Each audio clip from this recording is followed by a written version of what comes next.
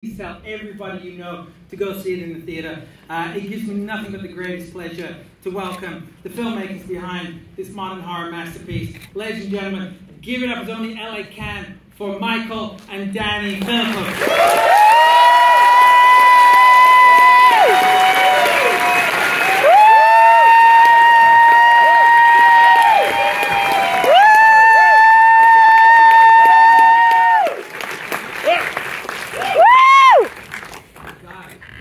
Welcome to LA. Oh yes, thank you. Yeah. What did you guys think? Did you like it?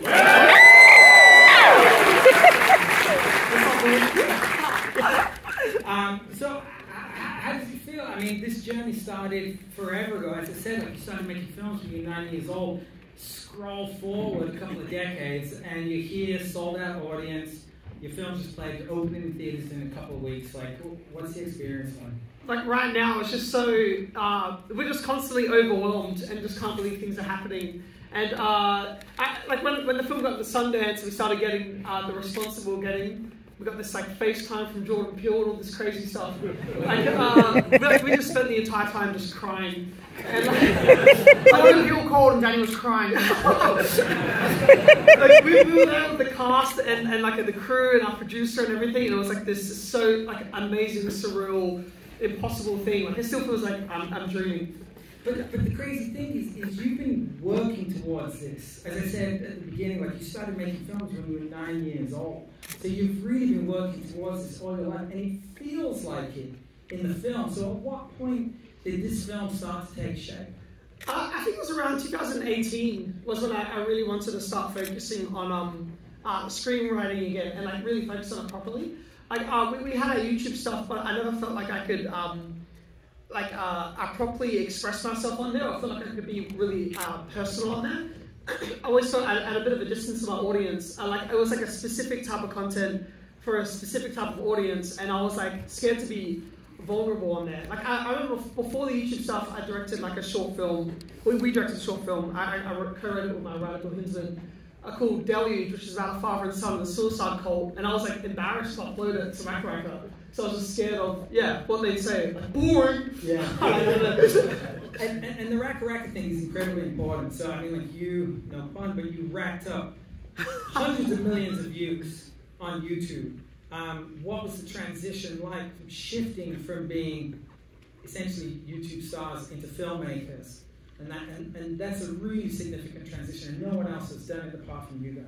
I think we were lucky enough that before YouTube, we crewed on films. So YouTube we kind of fell into, like, before that, we were crewing on films in all different departments. I'd, like, volunteer just to be on set, you know, and, like, no one would turn me away, so I was just like, I'll do it for free. And I just, like, I kept doing movies, and one of the producers said to me, you can't keep doing everything for free. I was like, I just want to be here, like, you know. And then she's like, go home. So she said, next film that I do, I'll be paid on. And that was the Babadook. So I was lucky enough to, So I was lucky enough to crew, like, be a production runner on that. So I also was a crew member. Danny was work experience. I did all this work for free. They're like, you'll get a credit. And then I was there for like the shoot, and then I saw my credit and it said work experience. Work experience is basically like interning. Yeah. But before that, you were basically unemployable, right? I mean, like, you were doing whatever it took to fund filmmaking. Yeah, like my first job, my only job really, before any of the video stuff and film stuff, was I used to check into hospitals to do medical trials. And then like I just can't do a normal job. And so like you check in for like 2 months at a time, and they test a drug on you that wasn't on the market yet, and just see what the side effects were. And so like, that's one of the side effects. Yeah, and like Mike would visit me, and sometimes I'd have tremors or I'd turn yellow. Like it was, but I could always write in there. It was good. So you go from the hospital, you're on set with Jennifer Kent, and so you're working on the Babadook. Was that school as much as anything? Was that education? Were you in there just visioning, like taking notes of what you wanted to do? She was the first director I saw that cared about what she was making. She wasn't just there for a paycheck. Yeah. So like I really admired her passion. And like before that, it didn't feel like anyone before that really cared what, you know, how it turned out or whatever. Whereas she was so specific, and like I just really love that about her. So if there was anything we took from her, it was just like her passion, like, and her, like, yeah, just her dedication, because she'd be on set all day and then go do like, you know, think of, you know, everyone's going to sleep and she'd be up all night, you know, thinking of the shots for the, you know, the next day. You took that, but you also took her producer, because Causeway produced our film as well. Yeah. I was like, oh, she has good producers, Causeway. She's here, right? Yes, Samantha Jennings.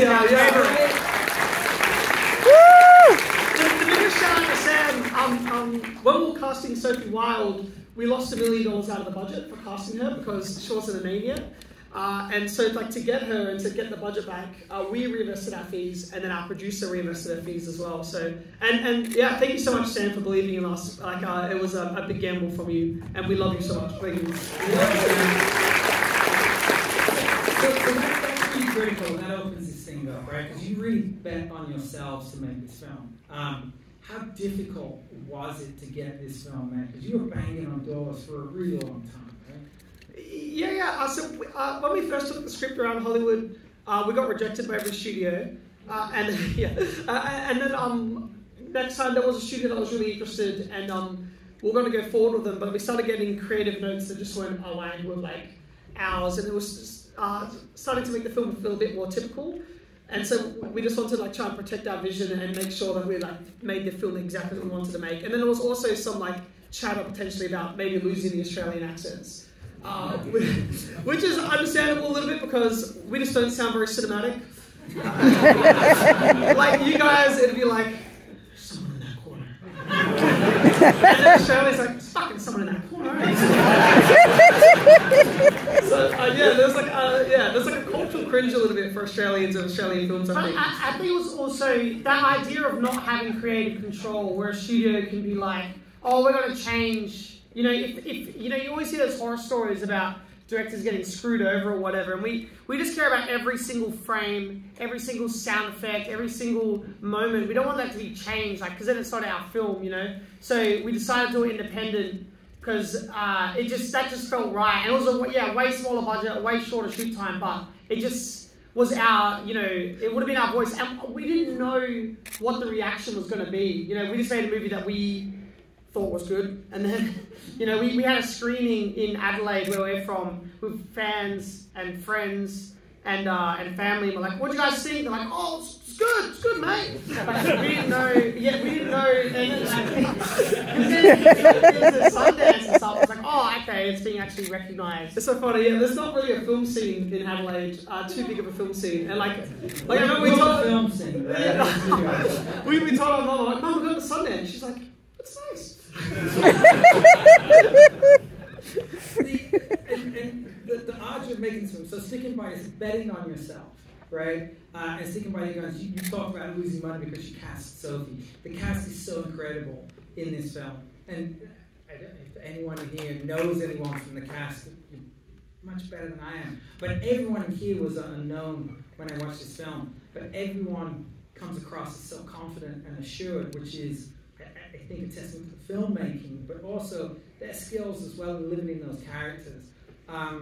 So Zoe, who plays Hayley, Zoe was cast first. Yeah. Is that correct? And then Sophie tried out for the Hayley as well. She tried out for the Hayley part. Yeah. And then when you cast Sophie, did things really start to click into place? Yeah. Sophie was one of the last people that we actually cast, and like it was always like heaven. As soon as we found the person, we knew it was right, and it was like there wasn't any like competition. Like, oh, this person or this person. Like most of it was like as soon as we knew that we knew, like, you know, that yeah, they were the as soon ones. as you saw the first audition, like, oh, that's it felt so perfect. Cool, you know? And it's like just casting people that felt authentic to the role, and then like in with rehearsals with them as well, like really finding their voice and letting them embody the character and letting them have their input on costume, and like making sure that all the words that they're saying is comfortable in their mouths, and just being really collaborative and open with the actors so they can embody the role completely. Well, and it's critical that they're able to do that. And you giving them the space, because it really makes the film feel grounded, because they feel real.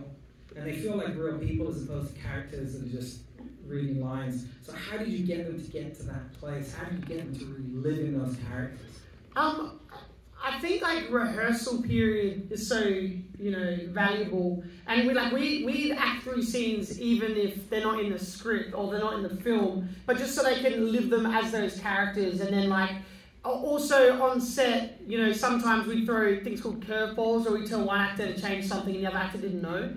And then and then they react as their character. Sometimes pointlessly, like he'll say something that like with footage we can't use at all. Yeah, it's like you can't do it all, but it's funny. And it's like they're acting as that character, but it's like I think doing that and then really going through each scene and moment with them so they understand what's going on. And yeah, I think it's just like that kind of pre-production period really helps. But like the biggest step is finding someone that feels authentic to that role is like the biggest thing, I think. It's so good finding like talented performers, because they're used to like trying to squeeze performances out of our like family and friends, you know. So like when you have people that's dedicated to that, like to acting, and then like they've got like they bring a life to the script and the characters that we never would have thought, you know. And so such a physical performer. There were days on set where we were asking her to come, not having slept. She would stay up all night and then come to set and be like in a bit of a fractured headspace. And in that scene where she's like attacking herself, she started like hitting herself for real, and we're in the cupboard like, oh, shit.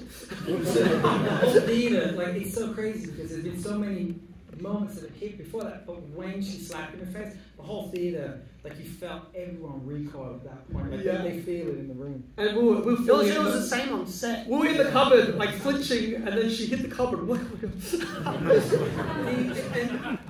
To what extent did they? So it's on the page, obviously the possession, and then the demons that they're seeing on the dead people, they're seeing the spooky people.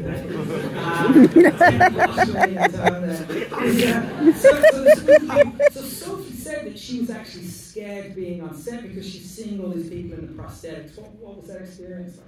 Oh yeah, we always like to do things as practically as possible. When we started like making stuff, it was like just before digital, like so we still had like the camcorders and we weren't able to edit. And so we'd have to do things as practically as possible. So we do horror films where we're like pulling out friends' eyes with like, you know, pliers, but you know, we try to do it, well, not for real, but practically, you know, and like Australia, I mean, we've murdered first.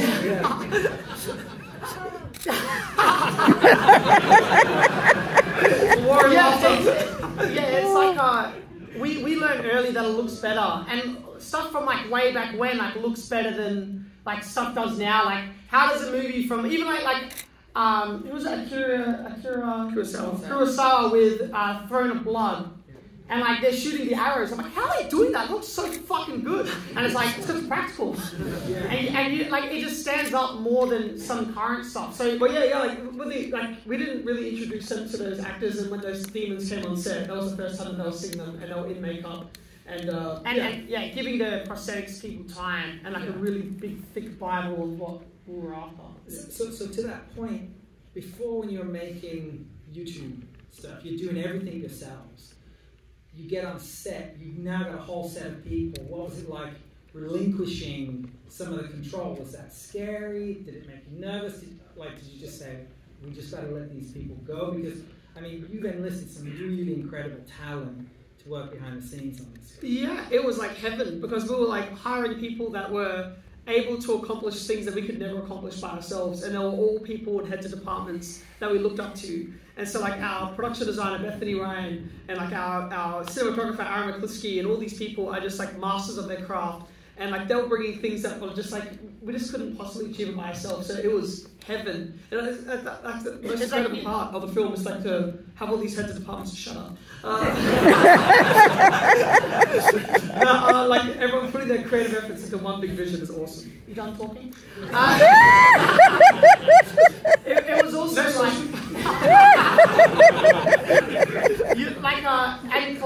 people that you trust and collaborating with them is the best. And then, like, I feel sorry for our editor because, you know, when we went to do the edit, I had an edit of the film, Danny had an edit of the film, but the editor had an edit. Yeah. And he's like, let's just watch my cut, and then we'll give me broad notes and that. And we watched 2 scenes, like, oh, you can't do it like this, we have to go scene by scene. And like the way we did it was like go through all the cuts together and see which one tells the story, you know, and a cohesive, like what tells the story the strongest. It was just grabbing bits and pieces of all the edits and stuff. But yeah. And you were editing overnight as well. You were shooting and then you were burning through the night and editing, and then going back to shoot the next day. Yeah, because it was supposed to be an 8-week shoot, then it turned to a 7, then to a 6, then to a 5. So we had very little time, and sometimes we'd be on we'd have a rack out of location in 2 days. So we'd be on set all day, then get the rushes, edit all night, and then no sleep, go back to set to... And it's just constantly editing on set and just making sure that... Because we weren't able to come back later and do the pickup shots and stuff like that. So it's we had to get everything we could while we're on set. So it was a few 3 days of no sleep. Of just being zombies. Yeah. Power drinks, right? Tons of caffeine. Well, we've got ADD, so we were pretty good. we had Gaspar Noé out here a little while ago when we did a reversal, and he was, fortunately this wasn't you, but he was shoveling tons of cocaine to stay up because he was doing the camera operating as well. So I'm glad. Oh my God! What would he do for the next set? Sam got some cocaine. You talk about the transition, not the transition, sorry, the process of editing yourself, but then script. So you wrote the script, right? You co-wrote it with Bill, and then it's based on a concept? Yeah, Danny Pearson had a short film that he sent to me, and I just really attached to it, and then I did a pass, and then once I started writing, I just couldn't stop, and then within 6 days or something like that, I had 80 pages, 6 to 8 days, I had 80 pages, sent that over to my co-writer Bill Hinsman, and from there just started going back and forth. And the cool thing about Daly's the executive producer on Bluey, yeah. Which is yeah, he's on the outside. Yeah. Some dark undertones of Bluey. Yeah. I'm never watching that show the same again. So the script, so you turn in the script, and then how does this work between the two of you? Michael, did you read it and did you give notes? Oh my God, Michael just shits on everything I say to him. But it's good to have someone that gives honest feedback. I'd send him stuff and he'll be boring. Or something, yeah. So it's really brutal, honest feedback. And the script that you... Really mean feedback. The script that you both ended up agreeing on, is that what we see on the screen? Did it change much? Yeah, it was constantly changing, and then working with our producer Sam as well, who would give us amazing script notes. And even finding the hand, we found it in the second draft, and then found the ending around the third or fourth draft. It's so fun to go back and keep refining it, and perfecting it, and then finding all those elements that make it what it is. That's the funnest part, I think, is your first draft is always going to be a bit of a pile of shit, and then you're just bored the shit. And then it's a decent piece of shit. And then it ends up being a masterpiece like this, which is not bad. Oh, yeah. Yeah. Masterpiece. Yes.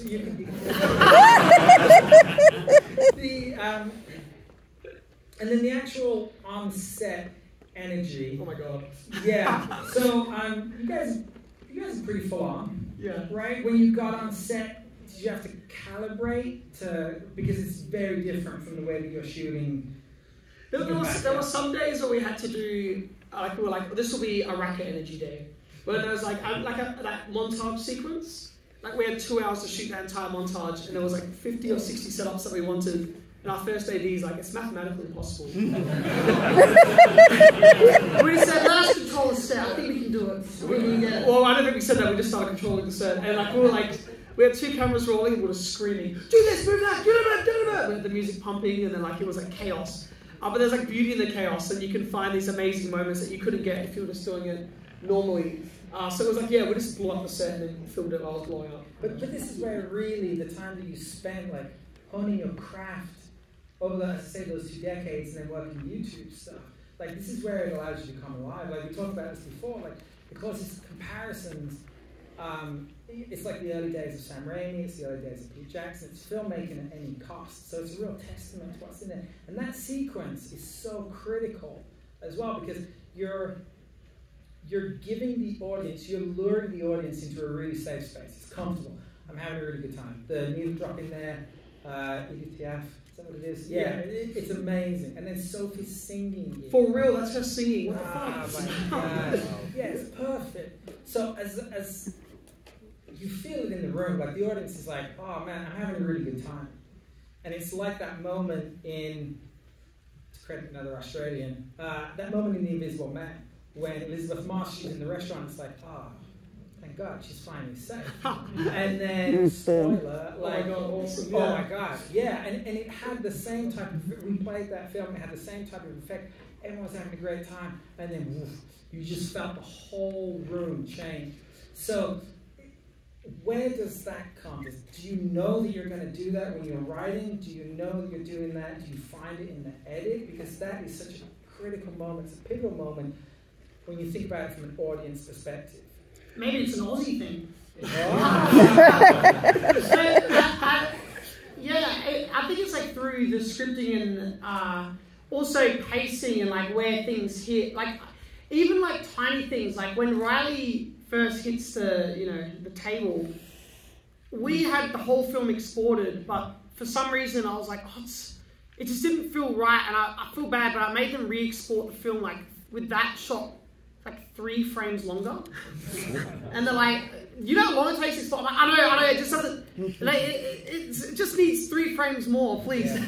And then they did it, but it's like, I don't know, it's like that kind of, those like really minute things over the whole thing, I think helps pay out with pacing and what? Go ahead.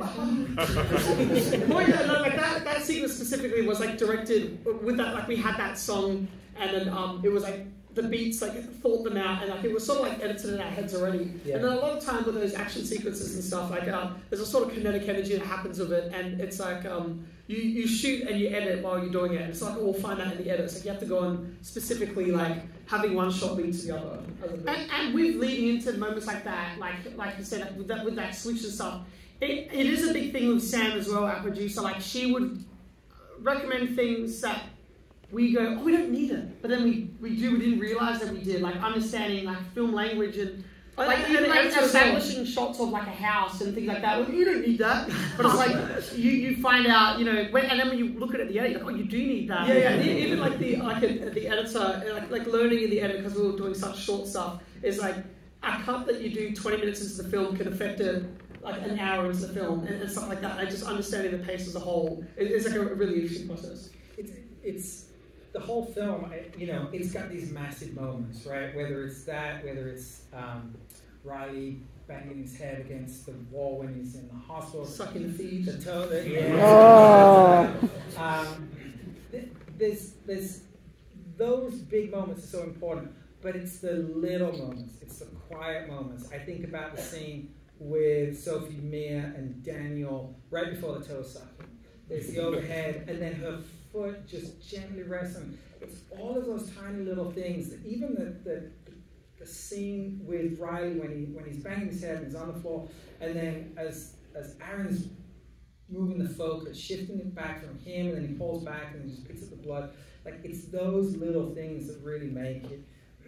Was all of that already written in your head? Like you mapped this film out meticulously before you even started shooting. Yeah, those two moments. Yeah. Well, like that was in the script and in my head, and like I knew how I wanted to cover those things. But like it just comes to life in a way that you just could never expect. And like I remember even that, like we had such a specific vision of that shot of going to the drain, and it took like half a day to get that sequence. And like it was like, but it was like so specific. And then like moments like that, which are just so like personal and like to see it on screen is like it's embarrassing to watch with an audience a little bit, and like I could go get drunk somewhere else, you know. But I think it's just about like really, really putting yourself into the film and like making it as personal as possible and like making it unique to yourself so that there's no film like it. That's the point of separation, right? That's the thing that makes this film so special, and especially from a debut, it's not a film that you would normally get from a debut filmmaker. Like the last one that comes close is like Eggers on the Bridge, right? But it's just understanding and seeing everything through with such precision and perfection, and it pays off on the screen, and it ultimately makes the film supremely crafted and just makes it really, really special. We talk about this film being personal. Obviously, it's a horror film, it's based on possession, but what it's really about is it's rooted in, it's a story of grief, it's a story of loss, it's a meditation of those things. Did that come first? Do you want to tell that? Are you like, I want to make a horror story and then I'll find my way to making it human? Or did you start with the human aspect and then end up in the horror space? when I'm writing for a horror film, I was just tapping into everything that scared me and like things that were freaking me out and stuff. Like we have some mental illness in our family, and like we lost our grandma to she took her own life, and then like my mum has like severe depression. And then you grow up thinking, are you gonna follow that trail as well? And so it's like sort of tapping into those things that just frighten us. And then we have these neighbours that we watch grow up, and then the mum would ask us to drop them off at school, and then in my head I'm like, oh my god, what if I crash the car and kill them? And I have to face the mum, like all that stuff would scare the shit out of me. And so I was like, just tapping into that stuff, like really just freaks me out. And then like putting that on the page and like expressing it. So it's like horror, but human horror. Human horror. And I think it's like we wanted to make something that worked as a horror film, but then also as a drama. And like, because I think that helps with the horror as well. Like if you care about the characters, then the thing's going to carry so much more weight. And it's always a discussion, you know, with that line between the drama and the horror. And I think with genre, maybe the writing of like specific horror scenes, maybe, that they're key. But I think the human stuff is way more apparent. Like we're writing one now, and our co-writer Bill's like, you're doing 2 pages of the genre and then 8 pages of someone washing the dishes. It's like, you gotta, know your audience. You're the horror crowd. Fuck your dishes. But you've got to base it in reality, because if you base it in reality, then when the horror hits, it hits so much harder. You're not going to like talk to me, Ted. It'll be in space. I'm not going there. But you talk about things that scared you. At what point did you get into horror? Like Michael, I know that you walked out of Texas Chainsaw Massacre 2003. Because it was so embarrassing. Yeah, because we were really young, like 11, and there was this lady that would, for some reason, take us to the cinema. Which is awesome. Yeah. And then when, Leatherface... Some lady. No. Some lady on the street. Some come in movies. She was our dad's friend from work. I think dad's friend. That's what she says. But she would take us, and then she's like, are you guys going to be okay? I'm like, yeah, we're fine. And then Mike was watching it, he's like, ah! Then he started running out, and I was so embarrassed. I was like, you fucking do that. You're embarrassing us. Was that your entry point into horror movies? Is that where your love of movies came from? No, mine came from R.L. Stein and Goosebumps. Like, I remember seeing those book covers and being like, what the fuck?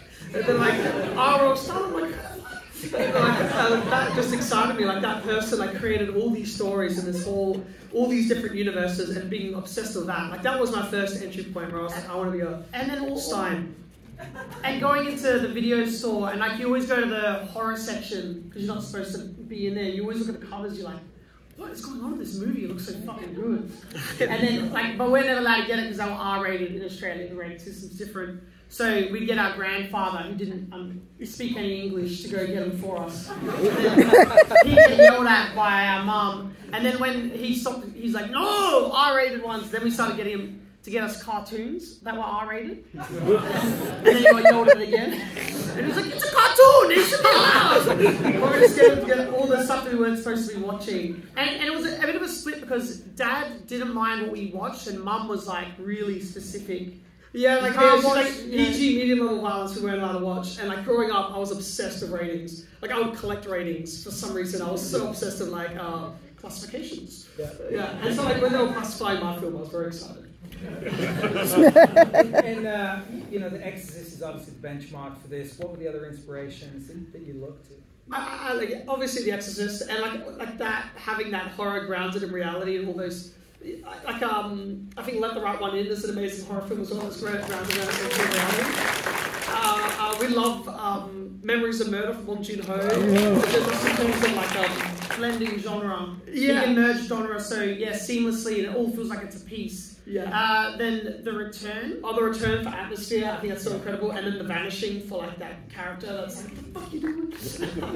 Yeah. It's like so many different things that we've like subconsciously borrowed from, I guess. Or over time, like all different movies, directors, things like that, we're just fascinated with film, and everything that it's weird, like waking up and going to bed every second is just thinking of ideas and films. Everything's a film. And like, people do it a little bit, but like I'm obsessed with Xena, Warrior Princess. And like I just remember the sound design of that. I'd be obsessed with her like bloodlust, and she was always like, that's Danny's inspiration. Let's go to the audience. Yeah, let's take it. Yeah, there's a hand right there. Glasses. I really appreciated the restraint that you had in like going deep on the mythology behind the hand, and how you didn't have just like some old guy show up and explain the whole thing. I'm just kind of wondering, what were your design influences behind the actual prop and how you came up with the hand?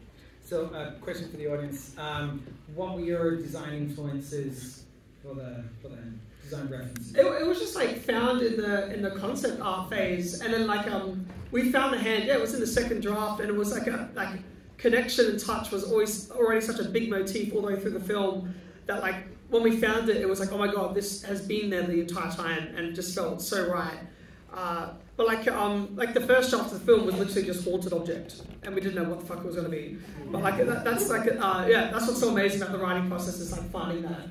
And you guys love haunted objects, right? So you've got a thing where you stay at the most haunted place you can find, wherever you are? Yeah, it's something that's always fascinated us, like haunted locations. And I don't know if I necessarily believe in ghosts and all that, but I love going to haunted places and speaking to psychics and people that have had those experiences. So when we get, like with YouTube, we're able to travel heaps, like, you know, to promote different things, and we'd always just look at what's haunted nearby and then go sleep there, you know. You said Conjuring House? Yeah, we stayed at Conjuring House recently, and we took a bunch of haunted dolls from around the world and then went inside the house. Like, if you go to the world's most haunted house with, you know, the world's most haunted dolls, surely someone's gonna happen. Satan will come say hello, maybe. I think we got calmed a little bit. There was like some psychic said, I'm like, what's this?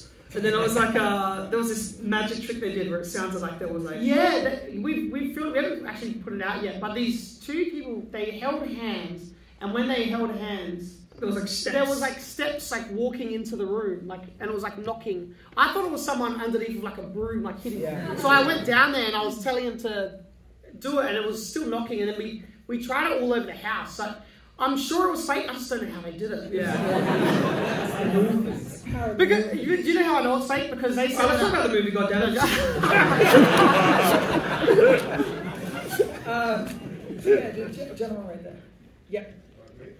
My friend Amanda and I saw this at Sundance. It was awesome. We came back tonight for seconds.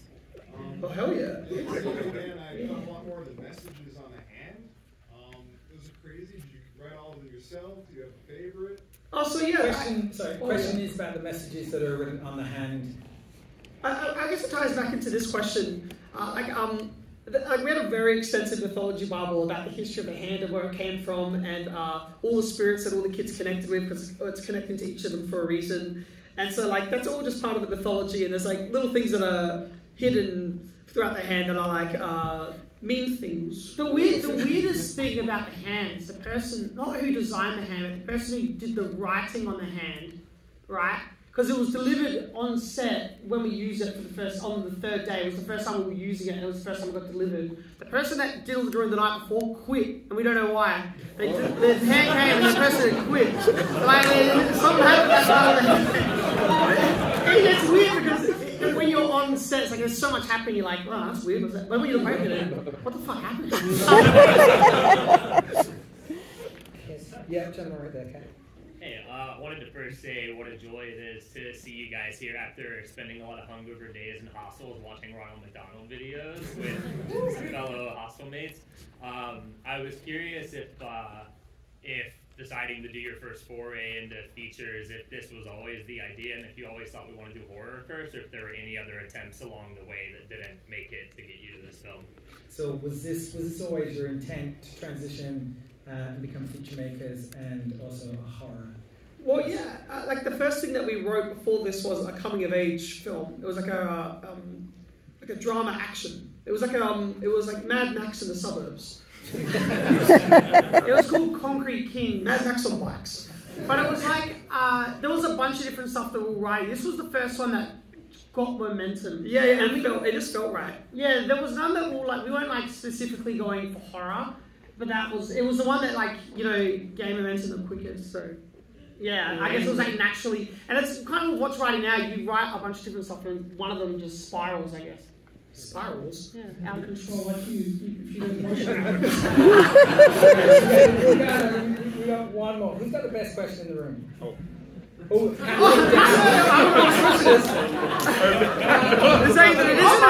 know you. Hello. Hi. I actually, yeah, we did DM at one point. Yeah. This was He's amazing. He's in your DMs? You just saw me in a movie I was in, but this was amazing. Like, so good. Do you want to keep making horror movies? You're so good at it. Oh, thank you. I think that was the best question. Do you want to keep making horror movies is the question. And then he was gushing all over me. Oh, but he's a good guy. We've got a script that we've almost finished called Bring It Back. And I think A24's in the room. Guys, fund it. And so another horror film. We want to do horror, but there's other genres that we want to get. Or Talk to Me Too, please. I mean, this really lends itself, right? You can go anywhere with this. You can go sequel, you can go prequel. Like, this thing can live anywhere, and obviously you're in a different country by the end of this thing. Thoughts on that? Where if you... Oh no, like literally all I know is I really want to do a sequel. And then like even when we were writing the first time, we were writing scenes for a second one. And like the idea of doing a sequel would be like, maybe a fucking franchise. Yeah. But like, I would love to explore it. There is going to be a fist fight on stage. Alright, there's lady right there. Yes. You said you had the best question, so no pressure. So, working, personally since you were 11, and then professionally doing films like this, how does that personal affect the professional and likewise? You've basically been doing this all of your life, and now this is turning into a profession. So, how do the two intertwine? How do they affect each other? What's it like? Like personal life, and are you saying personal life, or from like the videos to the film? I mean, yeah. How does that your personal life affect you now professionally working together and making films? Oh, well, personally, me and Michael hate each other. And so we constantly argue. We really let it out in the edit. We always argue in the edit, but like on set, I'd just argue over, like, on my notes. I'd write on my notes. So it'd be like, say, I love you, brother. And I'd, like, type it and say, stop fucking contradicting me. And I'd, like, and we pretend to be really nice, like... with personal life, it don't really have a personal life. I never speak to Danny about personal things, like... Oh man, what are you going through? It's like, fucking hurry, I'm gonna go shoot this thing. He's a bad big brother. Yeah, I mean, do you see each other doing anything else? I mean, this is it, right? I mean, like, knowing you, it just feels like you're natural born filmmakers, and this is what you're always intended to do. And you see it in the first film, everything that you did. And again, I'm deliberate when I talk about Raimi, I'm deliberate when I talk about Peter Jackson. Those are people, even Spielberg as well, right? Like they started as soon as they could, and then they never looked back because it's all they ever wanted to do. And you're following that exact same trajectory, but with better debut, more assured debut. The world's different now, obviously, and what you've got at your disposal is very different to what they had. But where are you going to be 40 years from now? If not dead, making movies, I'm guessing. I feel like I'll live longer than Michael. I'm not sure about that. Just a drug trial, let's see about that. But it's kind of like, I remember the first job I had was like rolling dirt, right, on top of this. I don't know how I got the job, and I was like illegally rolling dirt on this mountain thing, on a house, like flattening. That's the job. Yeah. Rolling dirt. Yeah, like rolling, like flattening the earth. Sounds like a made up story to me. Yeah. And I was on this thing, and I was like rolling, and the guys were like holding out to me because I was rolling towards the edge of like this hill, and I was just in my head, like in a movie, like I was like playing a scene in my head, like. How would I shoot this scene? And I went roll it, and they were calling out, and I was just lost in my own world, and I just capsized and smashed the whole thing up. And then they said, are you alright? I'm like, yeah, I think so. Like, something happened. Do you want to hire me tomorrow? He said, no. So it was like, that was like, oh, this is all that we can do. Like, and I never want to do anything else. And we're so thankful and happy that we got the opportunity to make stuff, and through YouTube, you know, with our awesome fan base, to be able to, you know, like, have a living doing what we love. So, you know, if that's still, you know, available to us, we'll always be doing it. Well, I think it's fair to say, you're not YouTubers anymore. You've got that if you want, but the reality is you're filmmakers.